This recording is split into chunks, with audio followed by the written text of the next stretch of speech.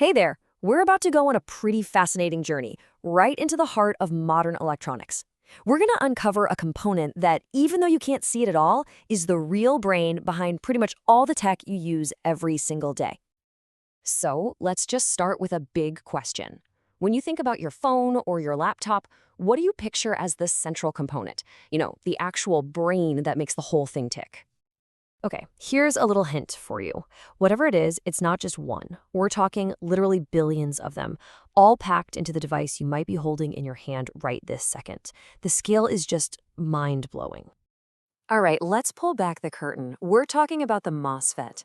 This little thing is basically the backbone of the entire digital revolution. I mean, from smartphones and computers to electric cars, AI, and the Internet of Things, they are absolutely everywhere.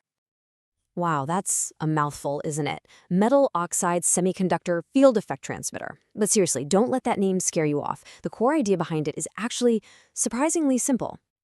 So what is this thing really? Well, at its core, you can think of a MOSFET as just a tiny electronic switch, an incredibly fast and efficient one, but it's a very special kind of switch. And this is where the magic happens. It's a switch you can flip on and off, not with a physical lever, but with a tiny, minuscule electrical signal. That efficiency, that's the key to, well, everything in modern electronics. So how do they pull off this magic trick?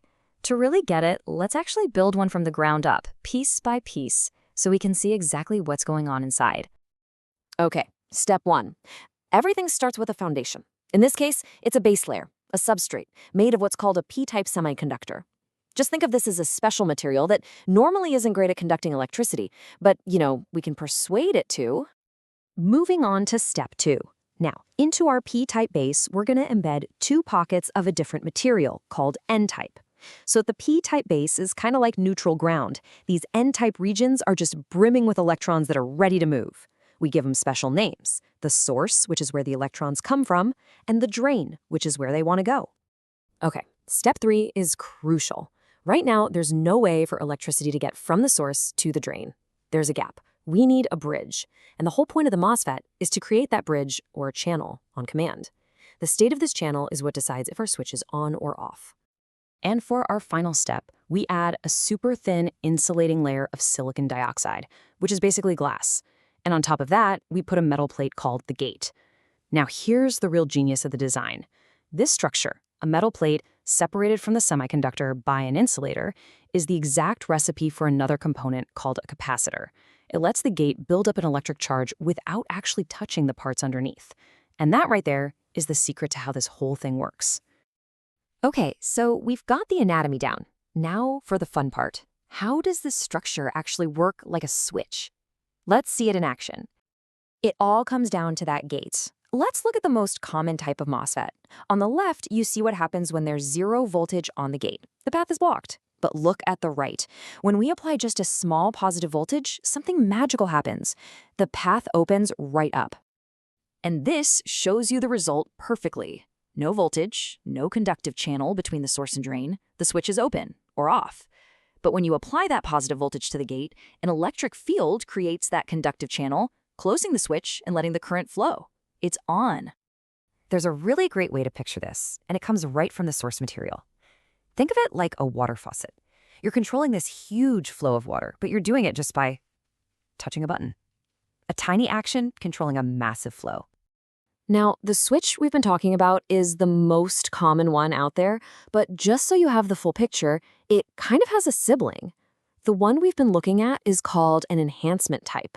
The other one is called a depletion type, and it basically works in the exact opposite way. You can even see the difference right in their circuit symbols. See how the enhancement type has a broken dashed line for the channel? That's because you need to apply a voltage to create it. The depletion type, on the other hand, has a solid line because its channel is always there by default. So here's the key difference. Their default state, the depletion ones are normally on, but the enhancement ones, the ones we built, are normally off. And this is a huge deal. Why? Because a switch that is off, until you tell it to turn on, is the perfect building block for binary code, the zeros and ones that are the language of every computer. That's why the enhancement type is by far the most common one you'll ever encounter. Okay, so we've really zoomed in on the mechanics of just one of these things. Now let's zoom way back out and appreciate the unbelievable scale and impact of this tiny little switch.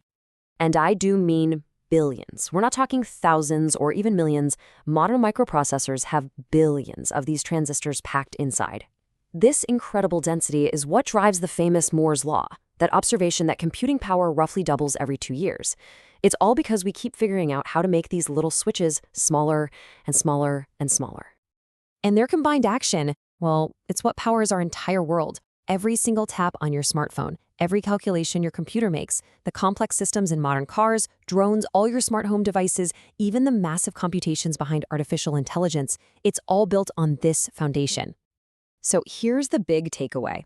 The next time you pick up your phone or use your laptop, just take a second. Remember that there's this silent, invisible storm of activity going on inside. Billions of tiny little switches all working in perfect harmony to make that digital magic happen. It's just an astounding piece of engineering that has truly changed everything. And it leaves you with a fascinating question, doesn't it? What other invisible magic is out there, silently powering the world we live in?